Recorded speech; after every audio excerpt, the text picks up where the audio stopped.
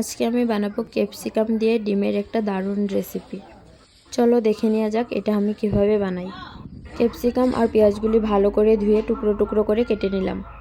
তারপরে কড়াতে সরষের তেল দিয়ে কেটে রাখা ক্যাপসিকাম দিয়ে অল্প টাইম ভাজা হওয়ার পর আমি এখানে পেঁয়াজ দিয়েও নুন হলুদ ছাড়া এমনি ভালো করে ভেজে উঠিয়ে নেব।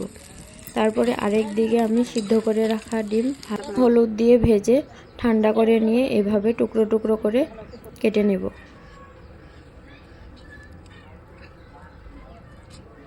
কড়াইতে আবারও সরষের তেল দিয়ে কেটে রাখা ডিম দিয়ে অল্প টাইম 2-3 মিনিটের জন্য এমনি ভেজে এখানে আমি এক এক করে মশলা দিয়ে দিব। নুন, হলুদ, লঙ্কার গুঁড়া, জিরের গুঁড়ো দিয়ে অল্প টাইম ভেজে রাখা ক্যাপসিকাম আর পেঁয়াজ দিয়েও অল্প টাইম নাড়িয়ে চাড়িয়ে কেটে রাখা ধনিয়া পাতা দিয়ে আরও অল্প ভেজে উঠিয়ে নিলেই এটা রুটি বা লুচি সব কিছুর লগে খেতে ভালো লাগে, আর এমনি খেতেও ভালো লাগে। তোমরা এটা বানিয়ে ট্রাই করে দেখবে কিন্তু। আর চ্যানেলটা নতুন থাকলে সাবস্ক্রাইব করে দিতে কিন্তু ভুলবে না।